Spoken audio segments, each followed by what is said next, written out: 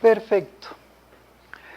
Bueno, voy a utilizar un poco el viaje para abordar este tema, porque de por sí es un poco complicado el comprender acerca de las planificaciones espirituales. No se tiene claramente un contexto de cómo se preparan las cosas, cómo yo puedo ser preparado, cómo fue ese proceso en la espiritualidad para que se den las cosas. O si es que alguna vez recibo un mensaje espiritual, que muchos de nosotros quizás hemos recibido un mensaje espiritual, de que estamos preparados para algo, o que tenemos un trabajo que realizar para el centro espírita y para la humanidad, entonces nos perdemos un poco en ese lapso. Todo lo que nosotros vivimos tiene propósito cuando le damos un carácter especial. Si lo que vivimos carece de propósito, entonces no nos sirve de nada. Entonces voy a trabajar desde ese punto y voy a mezclar un poco la historia del viaje, nuestra historia y todo lo que ocurrió antes de que ocurriese este viaje, para que veamos cómo la espiritualidad funciona.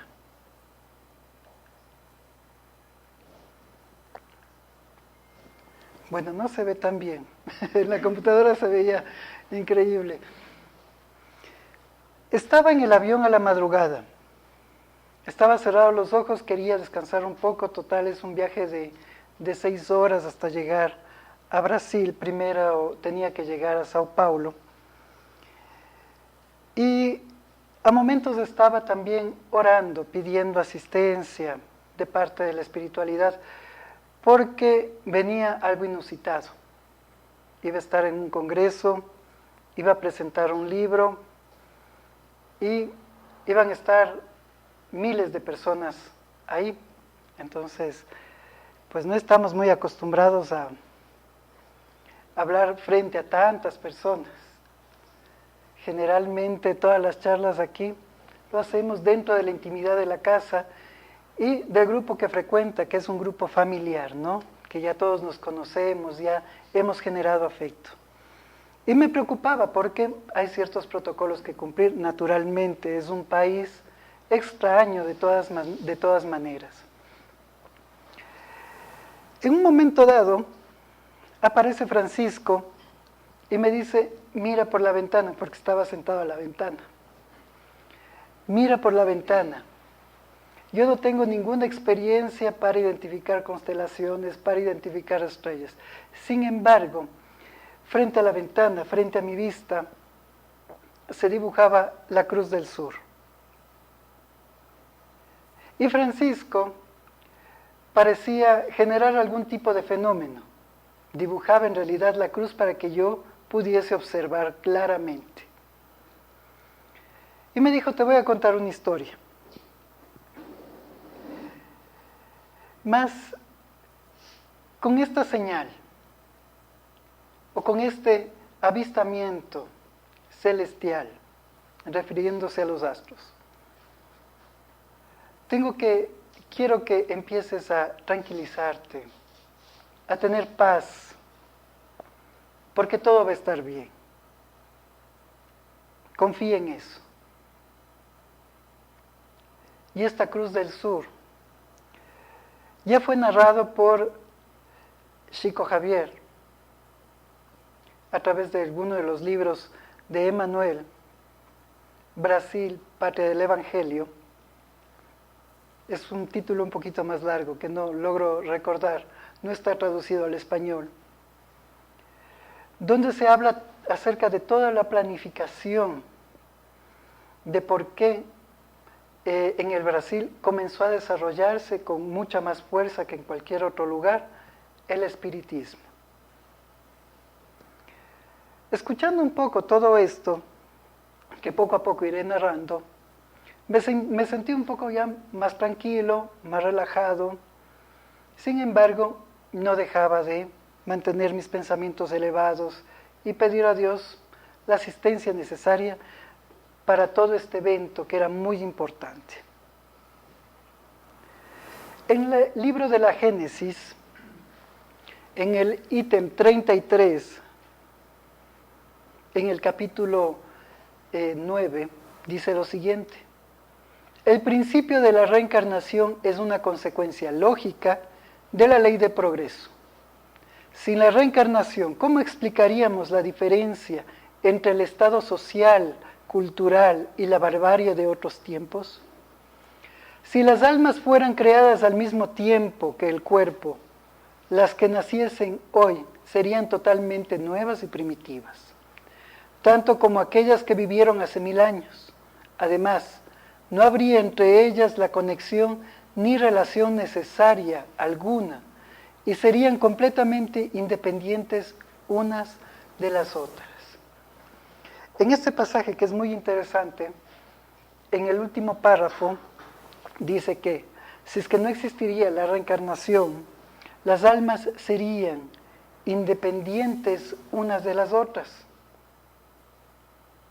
Por lo tanto, no tendríamos la capacidad de sentir afecto por una persona que acabamos de conocer, o sentir rechazo por alguna persona que acabamos de conocer, o sentirnos familiarizados con algo. Hay muchas personas que escuchan del espiritismo, ya se dan cuenta más o menos de lo que es, tienen un poco de información y dicen, pero es algo que es lo que yo siempre he creído. Y todo eso se debe a que hay algo anterior que ocurrió. Y es así que necesariamente para desarrollar todo esto tenemos que pensar en nuestra mentora espiritual, Johanna de Angelis. En un principio, como Juana de Clara, en el siglo I, es nombrada en los evangelios. Y por su fidelidad a Jesús, fue quemada junto a su hijo. Estos datos podemos verlo en Juana y Jesús, me parece que es el texto, Juan y Jesús.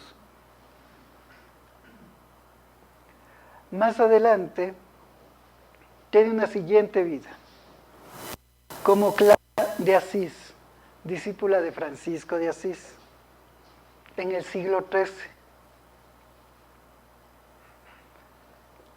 Santa Clara. Y funda naturalmente la Orden de las Clarisas, ¿no? Asociada totalmente a Francisco de Asís. Más adelante tiene una nueva vida, de 1651 a 1695. Sor Juana Inés de la Cruz. Una vida en México. Una mujer muy inteligente. Extremadamente inteligente. Que logra hablar nada más y nada menos que en 6 idiomas. Y desencarna a los 44 años, ¿no? Y se apropia de la biblioteca. Lee 4000 volúmenes. Para esto, tuvo que pasar primero siendo Juana de Cusa, una mujer atormentada por el matrimonio que tenía. Después, con Francisco de Asís, y comienza a tener toda esa fortaleza, ¿no? Porque ser franciscano en esa época no era nada fácil. Y aunque ellas no eran tan peregrinos como Francisco de Asís, igual tenían sus propias reglas. Por ejemplo, Clara de Asís iba a visitar de celda en celda. Celda es el cuartito donde viven las monjitas, ¿no? Las hermanas de alguna congregación. Iba sin zapatos y visitaba a cada una de ellas para ver si estaba abrigada. Cuidaba de cada uno de ellos, como una verdadera madre. esa templanza hizo que más adelante se convirtiera en Sor Juana Inés de la Cruz. Y más adelante, en 1761,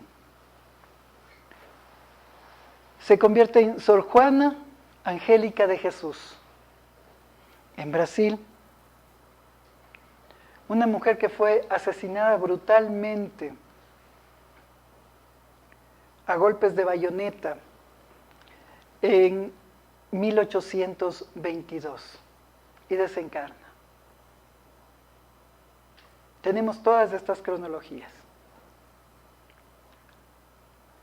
Sin embargo, ¿qué ocurre cuando desencarna? De ahí en adelante ya no tiene ninguna encarnación adelante. Sin embargo, comienza a vincularse con la obra espiritista y se vincula directamente a la codificación espírita, formando parte del espíritu de verdad. Es así que Juana de Angelis nos regala ciertos textos. Por ejemplo, en el Evangelio, un espíritu amigo, firma como un espíritu amigo en el capítulo 9, en el ítem 7, con el nombre de la paciencia. Y en el capítulo 18, en el ítem 13 al 15, se le dará a aquel que tiene. Esos dos textos que firma como un espíritu amigo es Juana de Angelis. En ese lapso de tiempo donde no está encarnada,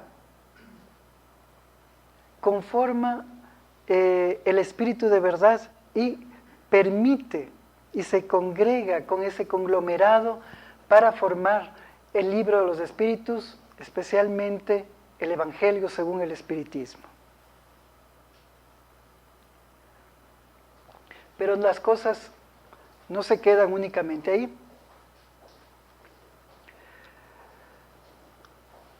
Se entra en contacto y empieza una gran planificación. Ingenieros espirituales fueron invitados a una planificación especial para generar el trabajo de futuras generaciones de trabajadores que necesariamente tenían que ser captados por la mentora más adelante. Y entra en contacto Juana de Angelis nuevamente con Francisco de Asís, como era lógico. Y Francisco de Asís se pone de acuerdo justamente para todo este trabajo. Nos puede parecer un poco extraño, ¿no? Hasta aquí ciertas cosas. Ingenieros capacitados para la planificación. Primero, hay que recordar que nosotros somos una copia de la vida espiritual. Por lo tanto, en el mundo espiritual existen entidades espirituales capacitadas para poder planificar todos los eventos que van a ocurrir y todo el trabajo y preparar también a esas almas que van a venir más adelante al trabajo. No es algo que suceda al azar.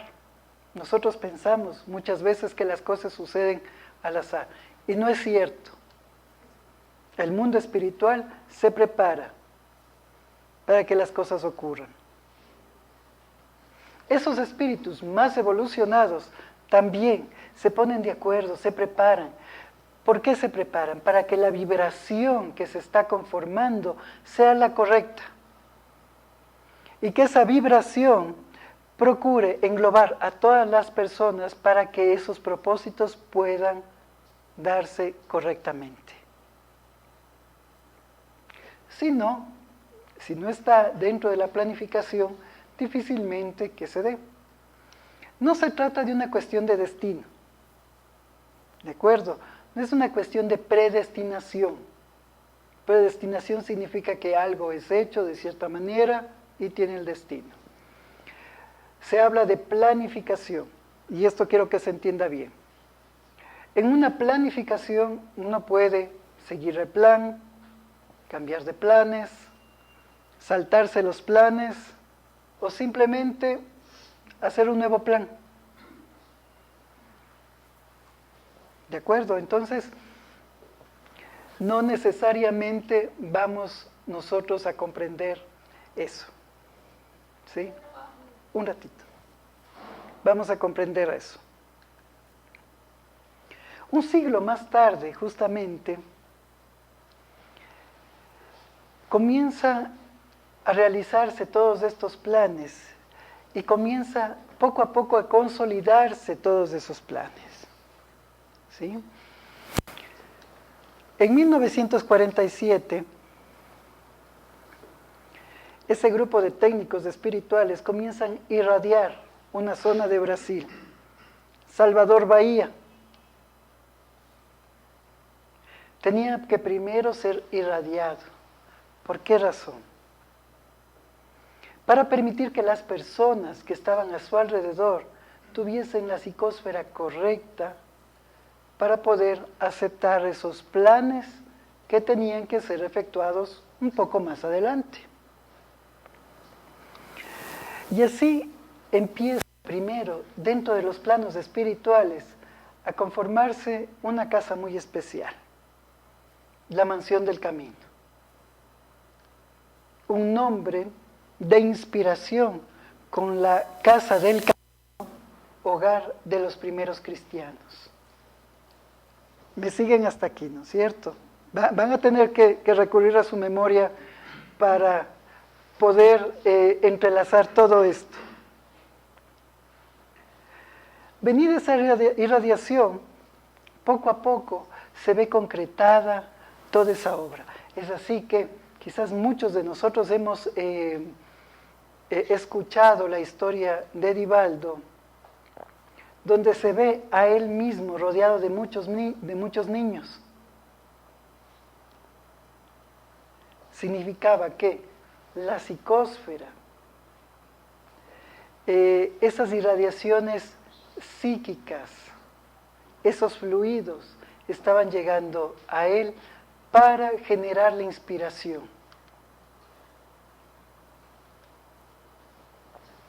En el libro de los Espíritus, en la pregunta 167, ¿cuál es el objetivo de la reencarnación? Nos dice lo siguiente: la expiación y mejoramiento progresivo de la humanidad. ¿Dónde sería eso sin justicia? Si es que no fuese así, no fuese justo. Por lo tanto, todas estas planificaciones es un proceso de justicia. Cuando hablamos de expiación, estábamos hablando de rescate, no necesariamente de un castigo. Debemos recordar siempre que ninguno de nosotros somos castigados. La expiación es una palabra que en el espiritismo se la debe comprender como un rescate de nuestras propias acciones, la recomposición de nuestras acciones. Entonces, necesariamente, muchas personas necesitaban encarnar, pero también necesitaban un lugar donde ellos podían ser ayudados, donde podían ser guiados, donde podían ser sostenidos de alguna manera. En ese tiempo, todos los colaboradores fueron encarnando. Tuvimos la fase de preparación, los ingenieros fueron preparando las cosas, fueron irradiando el sitio. Bueno, ¿qué sitio, no? 50 hectáreas irradiaron. Fueron irradiando el sitio y fueron mandando uno a uno a los trabajadores. Mientras que Juana de Angelis y Francisco captaban nuevamente a todos aquellos que estuvieron junto a ellos en ese momento de la historia. como discípulos, como amigos. Y los fueron captando poco a poco y enseñando y redirigiéndolos para que puedan reencarnar. Y todos reencarnaron en lugares diversos, no solamente en el Brasil, reencarnaron en todas partes del mundo, para poder realizar correctamente el trabajo y para atender los compromisos asumidos en la espiritualidad.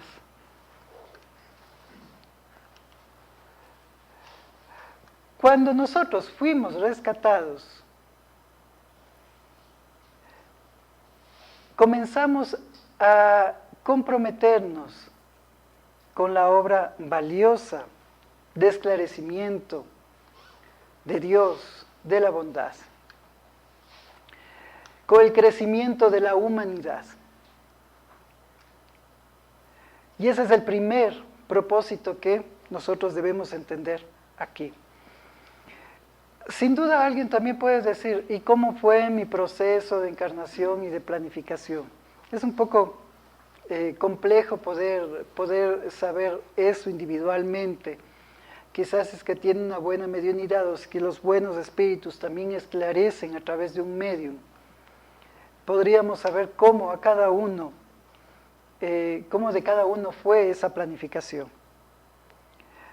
Sin embargo, con todo esto, comenzamos a tener ciertos indicios de cómo fue esta planificación. Entonces, estamos hablando hasta aquí que espíritus que estaban relacionados con Juana y con Francisco fueron tomados, fueron rescatados y puestos nuevamente a trabajar. Y así es una cosa admirable. En todos los lugares donde yo he estado, hay muchas personas que colaboran con la Mansión del Camino. Colaboran desinteresadamente y dan su tiempo. Hay que pensar que viajan largas distancias, por ejemplo, porque en Brasil son largas distancias, el lugar más cerca que se tiene es a 3 horas en auto, el lugar más cercano. Generalmente hay que movilizarse en avión y muchas de estas personas que ayudan se movilizan con sus propios medios, llevando los libros, se encargan en toda esa logística de los libros para ayudar a la Mansión del Camino. Y lo hacen de manera desinteresada. Entonces, si es que nace de su corazón, significa que hay un proceso ahí. ¿De dónde nace eso? No debe ser de esta vida. Es algo que viene de otro momento. El 5 de diciembre de 1945, por primera vez, ese espíritu amigo se revela a Divaldo. Y 11 años después, le dice quién es. No es algo que pasó automáticamente. Tuvieron que pasar 11 años para que ese espíritu amigo le diga, me voy a llamar Juana de Angelis, correspondiente a mi última reencarnación. Un poquito modificado el nombre, ¿no? Y toma, a partir de ese momento, se toma profunda conciencia de la mentora espiritual que dictaría tantos libros a través de la mediunidad de Divaldo. Haciendo el censo, porque estaba viendo, son como 278 libros escritos mediúnicamente por Divaldo hasta la fecha, y otros en colaboración también. Entonces sube un poquito más ese rango. No se tiene así tan claro, ¿no? Pero aproximadamente son 278. El catálogo de libros es así. es una cosa grande.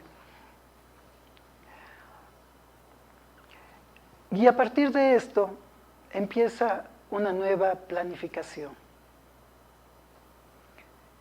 Porque Juana de Angelis, cuando habla con Divaldo, le dice, vamos a conquistar nuevamente a todos aquellos, a todos los hijos nuestros, de Francisco, míos, para continuar con esta obra de regeneración de la humanidad. Porque el proyecto de la Mansión del Camino no solamente es el centro espírita, la obra asistencial, es un proyecto de una humanización, de crecimiento, de transformación. Es así que vemos en todos los campos, ojalá que algún día tengan la oportunidad de visitar todos ustedes a la mansión y se van a quedar asombrados de cómo se conforma toda la educación, de cómo se manifiesta todo allí. Y es así que empieza, en cambio, nuestra planificación. Y empezamos así. Algunos se acordarán. Esto rescaté, ha sido la única foto que tenía del Facebook. Existe la eclosión de la mediunidad. Y yo no entendí cómo era todo esto hasta el momento. La que está sentada en primera fila aquí es la Judith. La Judides. La Judides.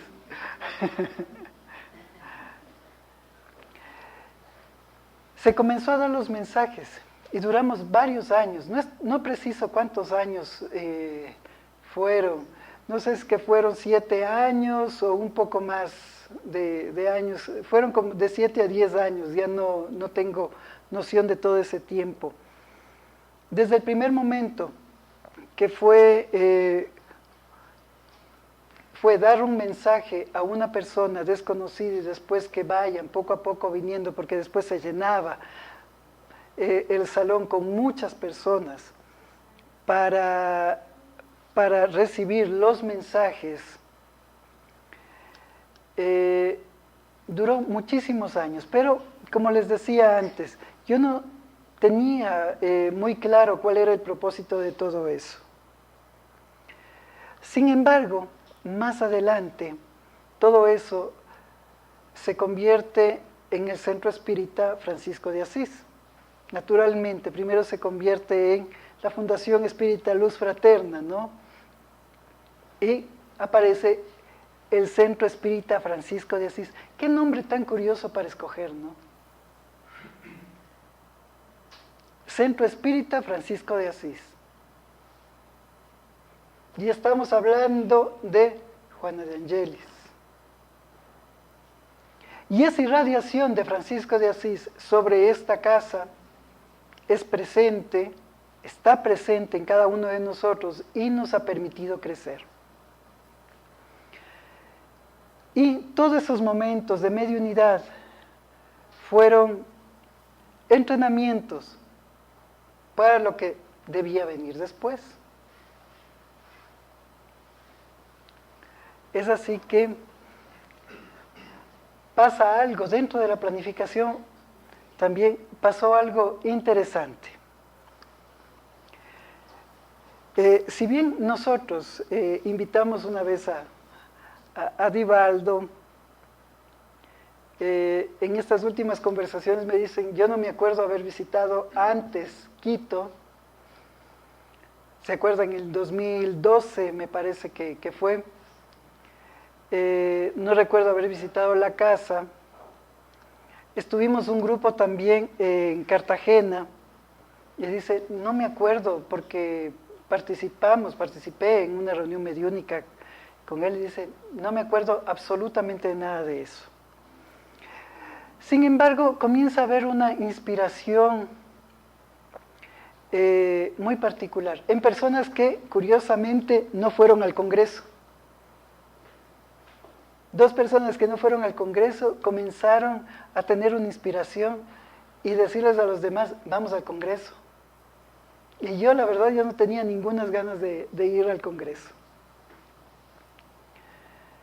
Los demás ya se entusiasmaron en ir al Congreso. Y Francisco, una vez más aparece y me dice, ¿vas a dejar que el grupo se vaya solo al Congreso? O sea, eres irresponsable. También tú tienes que ir al Congreso. Y después tienes que ir también a Cartagena. Dije, pero capaz que ni siquiera van. Tú les conoces, no son muy serios en esas cosas. Y al final se formó un buen grupo, muy buen grupo, y fuimos al Congreso de Medellín. Y en el Congreso de Medellín pasa algo muy curioso. Juana permite que nos recuerde, como aquellos hijos de Francisco, de Juana, que también somos parte de la planificación espiritual para la creación de este nuevo momento espiritual, de esta nueva era, no en el sentido místico, ¿no? Y fue gracias a la intuición de esas dos personas. Terminamos yendo, esas personas no fueron, disfrutamos mucho, todos lloramos en algunas de las charlas, sí, era un llanto general, sobre todo las charlas de Divaldo suelen ser así. Y eso dio pie a otra cosa, a que él nos visitase en nuestra casa, porque pasó algo poco común. Recibo una llamada por teléfono, me dice, voy, y 5 días después estaba aquí. Disfrutamos de la presencia de él, estuvo en la casa, contestó preguntas, nos habló, Narada tocó el piano, yo también toqué el piano. Entonces fue algo muy bonito. Y también tuvimos una charla pública, donde se llenó totalmente. Vamos comprendiendo la cronología hasta aquí. La planificación no solamente es lo que hablamos hace un mes, o lo que hablamos ayer, o lo que pasó hace un tiempo. Es una planificación que viene aún más atrás. Y esa es la historia que me iba narrando Francisco, para recordarme del por qué tenía que estar tranquilo. Y después pasan más cosas. ¿Sí? Hablamos, presentamos el libro, tuve la oportunidad de compartir con personas maravillosas en el Congreso de Goiânia. Recibimos un homenaje para nuestra casa en Caminos de Redención, en la Mansión del Camino, donde di también una conferencia. Firmamos libros con Divaldo, una cosa que yo nunca hubiese siquiera pensado, ¿no? Si él firmaba mis libros y yo firmaba los libros de él, porque como era tanta gente, entonces, y él tiene tanta habilidad para firmar, entonces él firmaba algunos libros míos y a veces nos cruzábamos, entonces era toda una confusión en determinado momento.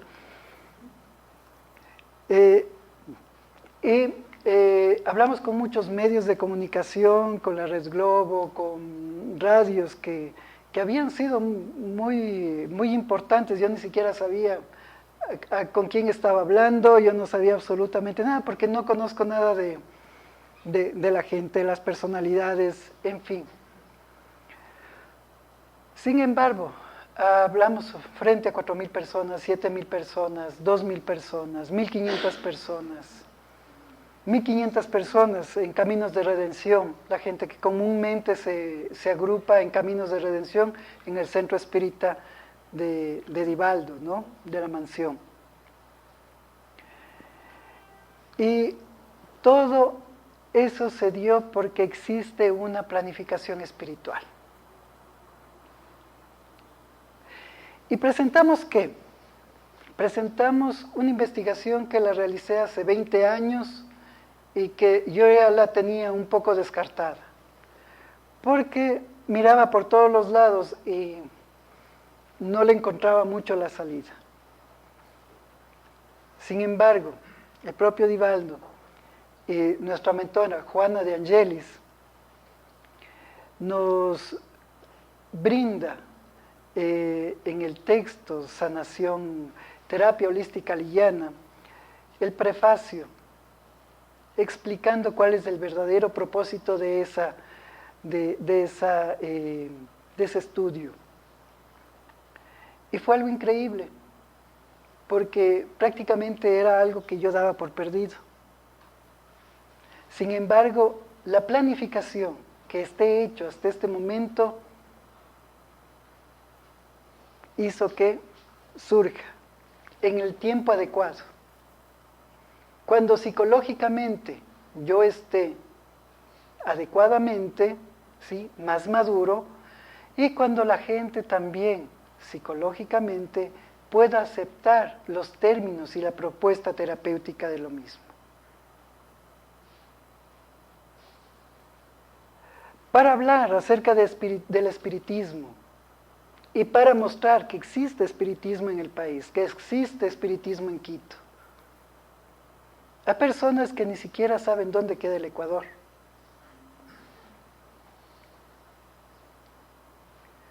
No podía haber sido antes, tenía que haber sido ahora, porque la planificación espiritual marcó eso, que sea ahora. Y existe un texto muy interesante en el libro de los Espíritus, en la pregunta 132. ¿Cuál es el objetivo de la encarnación de los espíritus? Y en esto nos puede aclarar muchísimo más. Dios se la impone con el objeto de hacerlos llegar a la perfección. Para algunos es una expiación, para otros una misión. Para muchos de nosotros, en realidad, nuestra vida es más que una expiación, una misión. Porque tenemos que dar gracias, que tenemos varios problemas, pero se podría decir que tenemos problemas cotidianos. Pasamos por las luchas diarias, de trabajo, disgustos familiares, enfermedades. Sin embargo, eso no logra debilitarnos completamente. Ninguno de nosotros se abate en la miseria. Tiene problemas gravísimos. Por lo tanto, simplemente es mi opinión, nuestra encarnación es una misión. No obstante, para alcanzar esa perfección debe sufrir todas las vicisitudes de la existencia corporal. En eso consiste la expiación. La encarnación tiene también otro objetivo, que es poner al espíritu en condiciones de soportar la parte que le toca en la obra de la creación. Y todo lo que nosotros vivimos está planificado y nos ayuda a reunir todas las condiciones para que nosotros tomemos parte de esa obra de la creación. Para que así podamos cumplirla, el Espíritu toma en cada mundo un instrumento en armonía con la materia esencial de dicho mundo, a fin de ejecutar allí, desde ese punto de vista, las órdenes de Dios. De ese modo, al participar en la obra general, también adelanta.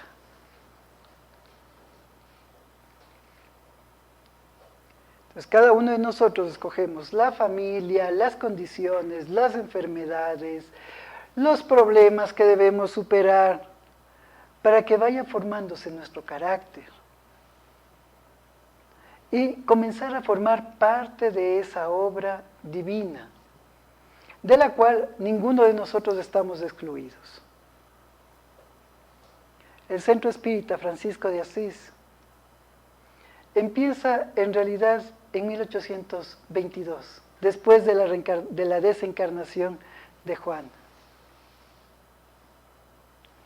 Y va gestándose en el mundo espiritual. y va generando las condiciones,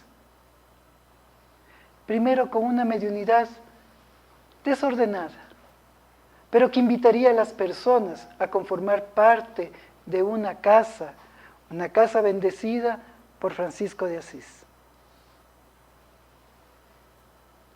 Y más adelante, para que cada uno de sus trabajadores comience a ser parte de esa creación divina, creciendo y también ayudando al prójimo. Y Kardec, después de esa pregunta, coloca este apunte. La acción de los seres corporales es necesaria para la marcha del universo, pero Dios, en su sabiduría, ha querido que en esa misma acción ellos encontrasen un medio de progresar y aproximarse a Él.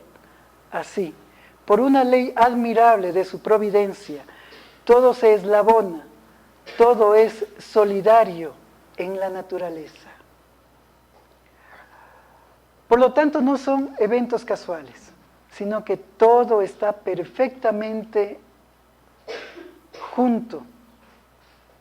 Todo tiene sentido hasta este momento. La planificación a largo plazo no es pensar en decisiones futuras, sino en el futuro de las decisiones presentes. ¿Tienen alguna pregunta quizás? ¿Cuándo se llama hijo espiritual en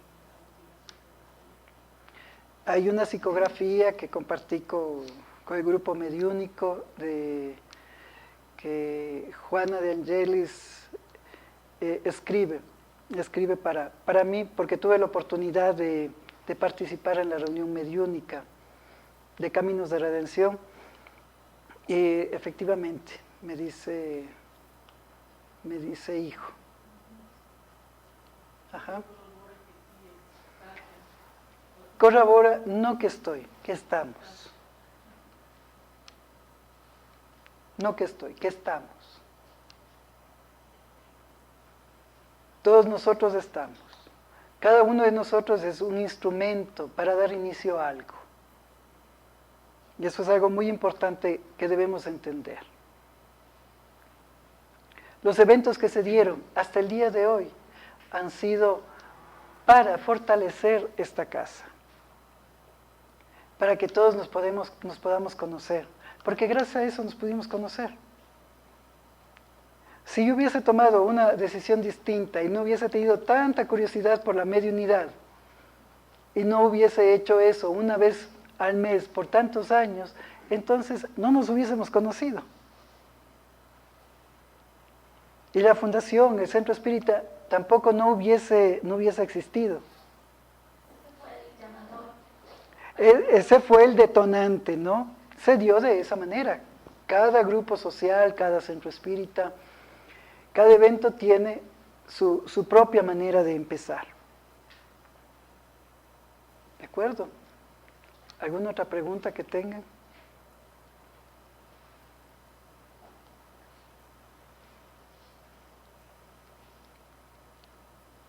Entonces, no pensemos como eventos aislados las cosas que nos ocurren.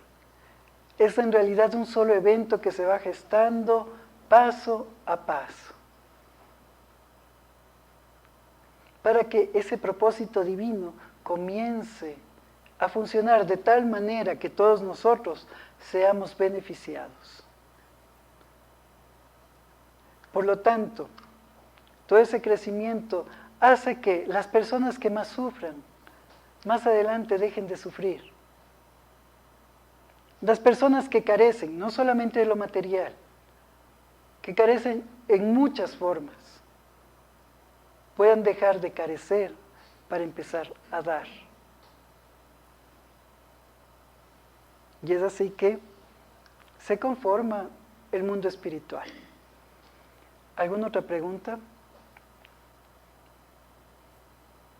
¿Ninguna?